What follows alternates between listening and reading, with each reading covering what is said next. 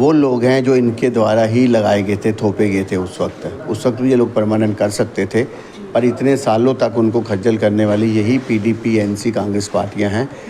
हम उनके हक के लिए लड़ेंगे और जल्द से जल्द कोशिश करेंगे कि उनको अपने राइट्स मिल सकें। जम्मू कश्मीर में चुनावों का बिगुल बज चुका है, सियासी सरगर्मियां अभी जोरों पर हैं और अगर अभी की बात करें तो जम्मू कश्मीर में भारतीय जनता पार्टी भी लगातार अपनी स्ट्रैटेजीज के ऊपर काम कर रही है। नगरोटा के भी चुनाव सर पर हैं और राज्यसभा के भी सर पर है। चलिए युद्धवीर सेठी जी से बातचीत करते हैं। युद्धवीर जी, सबसे पहले तो नमस्कार। नमस्ते जी। कैसे हैं आप? बढ़िया बढ़िया। रही बात चुनावों की, तो ज्यादा दूर ना जाते हुए क्या भारतीय जनता पार्टी इन चुनावों के लिए कितनी ज़्यादा कॉन्फिडेंट है, ये ज़रा बताएं। मेरे को लगता है कि जो चुनाव हमारे नगरोटा कॉन्स्टिट्यूंसी के हैं, जो परसों जब नॉमिनेशन भी बढ़ा देवयानी राणा जी ने जी, लोगों ने हज़ारों की तादाद में वहाँ पे शिरकत की जी। स्वर्गीय देवेंद्र राणा जी का भी एक अपना रुतबा था नगरोटा कॉन्स्टिट्यूंसी के अंदर, और लोग चाहते हैं कि उनकी जो लेगेसी है उसको जिता के लाएंगे।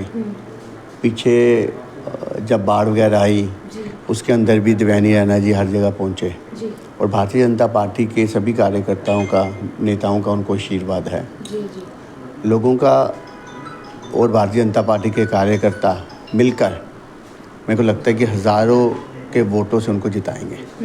रही बात अभी चुनावों में, तो राज्यसभा के चुनाव भी सर पर हैं।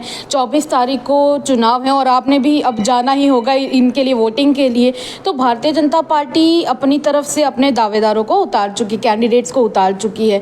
क्या लगता है कि उमर अब्दुल्ला के जितने भी उनकी पार्टी के लोग उतरे हुए हैं उनको कड़ी टक्कर दे पाएगी या सीधे जीत हासिल करेगी? मेरे को लगता है कि जो राज्यसभा के चुनाव होते हैं ये गणित के ऊपर होते हैं, किस पार्टी के पास कितने वोट हैं। जी, बिल्कुल। फिर भी पहले कहना तो मुश्किल है, पर समय रहते हुए भारतीय जनता इसमें अच्छा प्रदर्शन करेगी। हमने पिछले दिनों देखा कि बार बार जो डिप्टी सीएम सुरेंद्र चौधरी हैं उनके द्वारा ये बयानात दिए जा रहे हैं कि भारतीय जनता पार्टी और पीडीपी ये दोनों साथ में मिले हुए हैं। उनका कहना है कि इनकी पहले की अलायंस है वो अभी तक चलती आ रही है। इस तरह का इल्ज़ाम लगा रहे हैं, वो क्या जवाब देंगे? ऐसी बातें करना राजनीति के अंदर उचित नहीं है।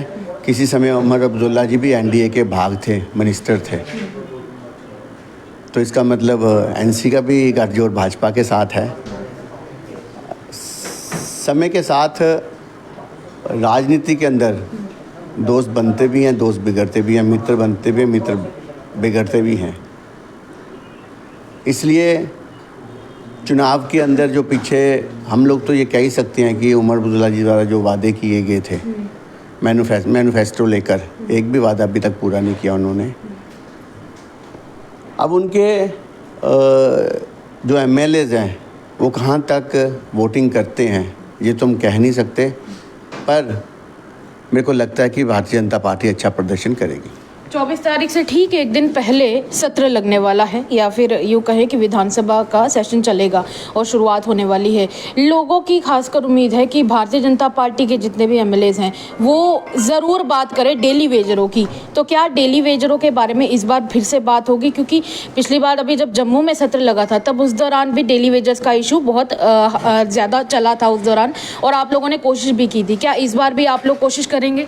डेली वेजेस की बात लेकर पिछली बार भी हम लोगों ने बड़ा प्रदर्शन किया था, हमने उनकी बात रखी थी, पर उन्होंने एक कमेटी तय की थी और 6 महीने की बात बोली कि 6 महीने के बाद हम इसके ऊपर फैसला लेंगे। 6 महीने हो चुके हैं, ये तो एक ज्वलंत मुद्दा रहेगा वहाँ पे डेली वेजर्स का। डेली वेजर्स वो लोग हैं जो इनके द्वारा ही लगाए गए थे, थोपे गए थे उस वक्त भी ये लोग परमानेंट कर सकते थे, पर इतने सालों तक उनको खज्जल करने वाली यही पीडीपी, एनसी, कांग्रेस पार्टियां हैं।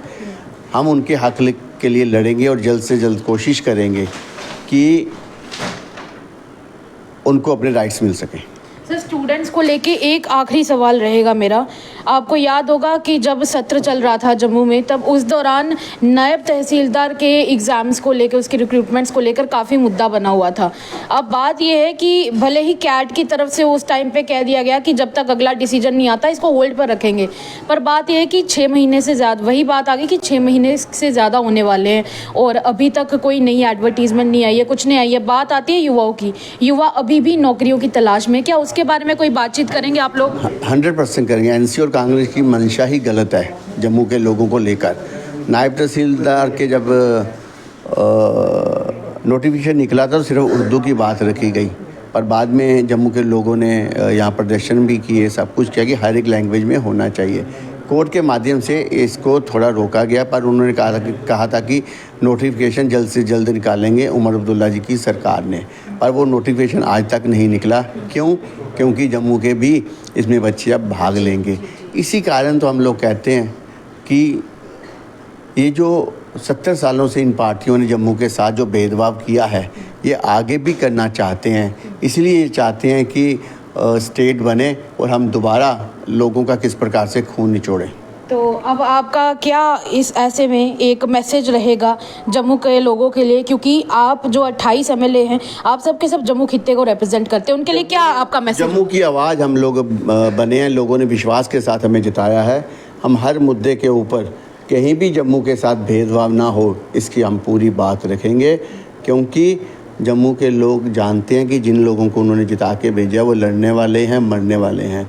और भारतीय जनता पार्टी के जो हम लोग एमएलए हैं, हमने अपनी पूरी राजनीतिक कैरियर के अंदर हम लोगों ने प्रदर्शन कर कर के अपने हक लिए हैं। अभी भी एज ए अपोजिशन जो रोल हमारा होना चाहिए बेखूबी से निभाएंगे। अभी भी जो हमारा रोल एज एन ऑपोजिशन है हम लोग उससे बखूबी निभाएंगे। ये थे मेरे साथ एमएलए युद्धवीर सेठी। आपको क्या लगता है? अपनी राय हमारे कमेंट सेक्शन में जरूर व्यक्त कीजिएगा। फिलहाल के लिए ऐसी खबरों के लिए द अर्थ न्यूज़ को लाइक और फॉलो करें। मुझे और मेरे सहयोगी सेवाराम को इजाजत दें। नमस्कार।